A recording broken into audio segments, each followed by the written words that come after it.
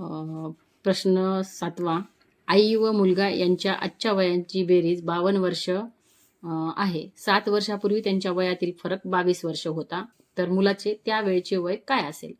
तर आपण पाहिलेलो आहोत की आता मागे 7 वर्षापूर्वी त्यांच्या वयामधला फरक 22 वर्ष होता. म्हणजे 7 वर्षापूर्वी 22 वर्ष फरक होता आणि आजही त्यांच्या वयामध्ये 22 वर्षाचाच फरक असणार आहे. त्याच्यामध्ये काही बदल होणार नाही. म्हणून आपण काय करूया, आई आणि मुलगा यांचं वय पाहूया. आई, मुलगा यांच्या वयांची बेरीज काय आहे? तर 52 वर्ष आहे. आणि त्यांच्या वयातला फरक काय आहे? 22 वर्षाचा आहे. म्हणजे मुलगा जर x असेल तर आई काय राहणार आहे? x अधिक 22 राहणार आहे. म्हणजे आई 22 वर्षांनी मोठी राहणार आहे आणि मुलगा 22 वर्षाने म्हणजे लहान असणार आहे. तर या दोघांचा फरक हा 7 वर्षापूर्वी 22 वर्षाचा होता काय, आणि आताही तो 22 वर्षाचाच राहणार आहे. 7 वर्षानंतरही त्यांच्यामधला दोघांमधला फरक हा 22 वर्षाचा राहणार आहे. त्या फरकामध्ये कुठेही बदल होणार नाही. आणि त्यांच्या वयाची बेरीज काय आहे? तर 52 वर्ष आहे आज. तर आपण पाहूया. तर यांची बेरीज x अधिक 22 अधिक x बरोबर 52. तर 2x अधिक 22 बरोबर 52.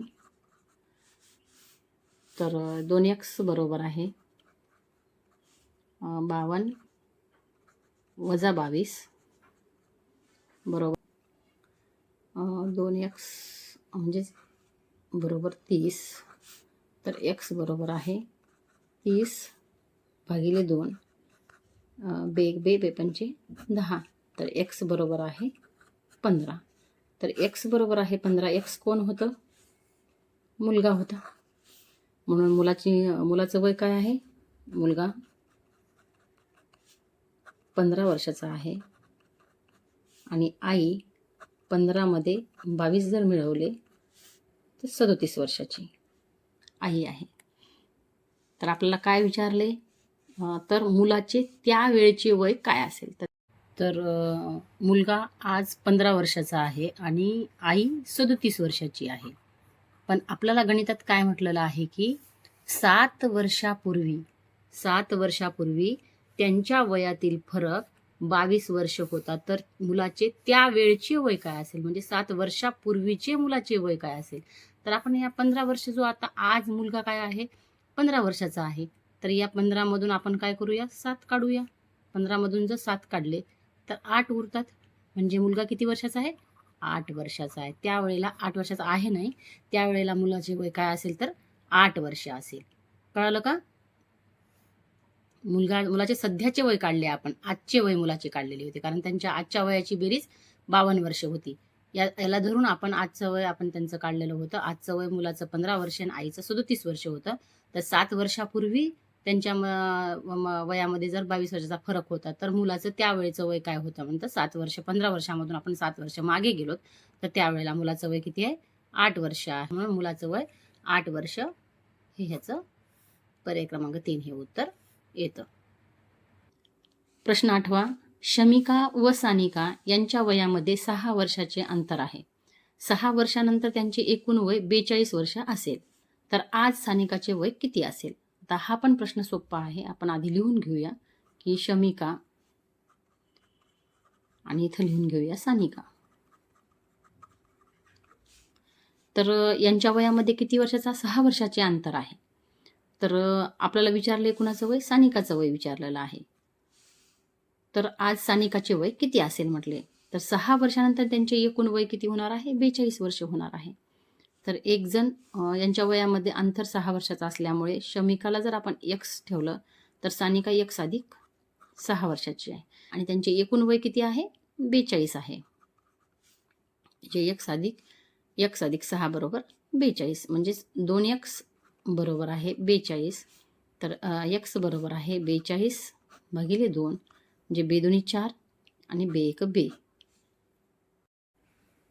सॉरी, आपण या ठिकाणी काय केलं की x आणि x 2x बरोबर आहे 42. हे अधिक 6 इकडे येऊन वजा 6 होतील.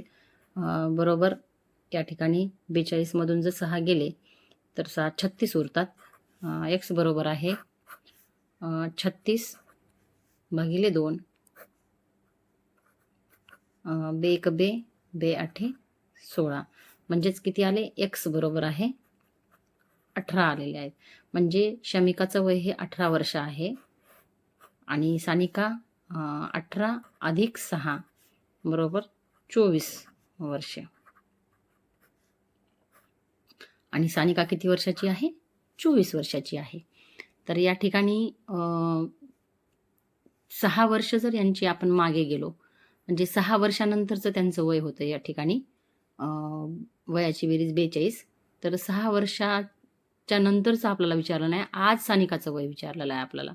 तर या ठिकाणी आजचं सानिकाचं वय काढण्यासाठी आपल्याला ह्या 24 वर्षामधून तिचे 6 वर्ष आपल्याला काढावे लागतील. 24 वजा 6 जर केलं तर या ठिकाणी किती येते, 18 येते. कळालं का याचं स्पष्टीकरण तुम्हाला? या ठिकाणी की आपण काय केलं की शमिका आणि सानिका यांच्यामध्ये 6 वर्षाचं अंतर असल्यामुळं शमिकाला x वर्ष घेतलं तर सानिका ही x अधिक 6 न मोठी होती. पण दोघांच्या वयाची बेरीज किती होती, ही 42 होती. ही 6 वर्षाच्या नंतरचं. आता 6 वर्षाच्या नंतरचं त्यांनी 42 दिलेलं आहे, खरं आहे. पण आजचं वय घेत असतानाही त्यांच्यामध्ये 6च वर्षाचा अंतर राहणार होता. म्हणून मी या ठिकाणी x आणि x अधिक 6 बरोबर 42 हे करून सूत्र मांडलं आणि त्यानंतर आपल्याला x ची किंमत किती कळाली, 18 कळाली. म्हणजे x कोण होतं, शमिका होती.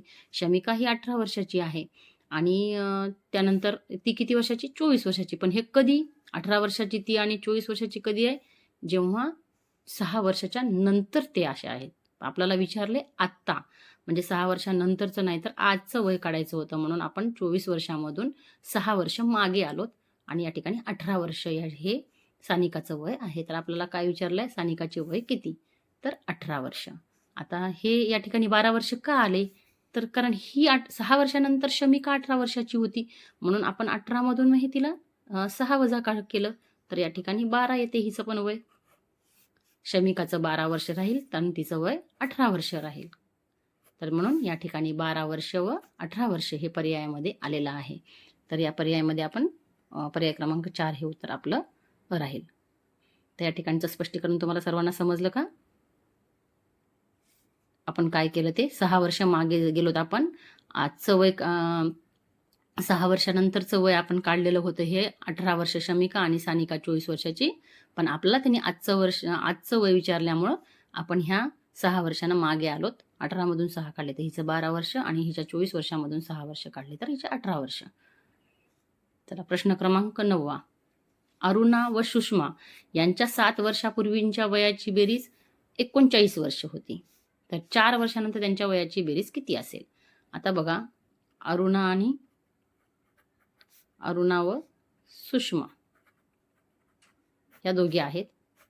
तर या 7 वर्षापूर्वी 7 वर्षापूर्वी यांच्या वयाची बेरीज किती होती, 39 होती. आपल्याला विचारले काय, 4 वर्षानंतर विचारले. तुम्हाला त्या दिवशीही मी प्रश्नांमध्ये असं सांगितलं होतं की 7 वर्षापूर्वी म्हणजे आपल्याला हे पूर्वीचं आहे. आता आपल्याला सध्याचे पण काढावं लागते, अगोदर सध्याचे आणि नंतरचे. कारण हे आपल्याला भूतकाळातलं सांगितलं होतं, तर आपल्याला वर्तमान काळात यावं लागतं आणि नंतर भविष्य काळात जावं लागतं. सध्याचं काढत असताना ह्यांचं वय 7 वर्षापूर्वी 39 होतं. म्हणजे 39 मध्ये आता आपल्याला 7 मिसळावे लागतील. 9 7 16 6 चला 1 म्हणजे आता 46 होतात. सध्याच्या वयांची बेरीज त्यांची काय आहे, 46 वर्ष आहे. आणि ही 7 वर्षापूर्वी किती होती, 39 वर्षे होती. आता नंतरचं काढण्यासाठी किती वर्षानंतर म्हणले, 4 वर्षानंतर. 4 वर्षानंतरचे त्यांची बेरीज किती होईल वयाची, तर ह्या 46 मध्ये आपल्याला 4 मिळवावे लागतील. चला 1 50, म्हणजे त्यांच्या वयाची बेरीज किती होईल मग, 4 वर्षानंतर 50 वर्ष. असं नाही की 7 वर्षापूर्वी 39 वर्ष होती, आता 4 वर्षानंतर 39 मध्ये 4 मिळवले आपण, या ठिकाणी 43 वर्ष झालं. हे 43 हे या ठिकाणी उत्तर राहणार नाही. तर तसं न करता आपण काय करायचं की सध्याचं काढून घ्यायचं. म्हणजे जेवढ्या वर्ष मागे गेलो तेवढे वर्ष सध्याच्या याच्यामध्ये टाकायचे. जे वर्ष येतात त्यामध्ये आपल्याला 4 वर्षानंतरचं विचारल्यामुळं आपण त्या 46 मध्ये परत 4 मिसळले तर आपल्याकडे 50 वर्ष आले. तर त्या दोघींच्या वयांची बेरीज काय होईल, किती वर्ष असेल, 50 वर्ष असेल 4 वर्षानंतर. म्हणून पर्याय क्रमांक 3 हे आपलं उत्तर राहील. समजलं का सर्वांना?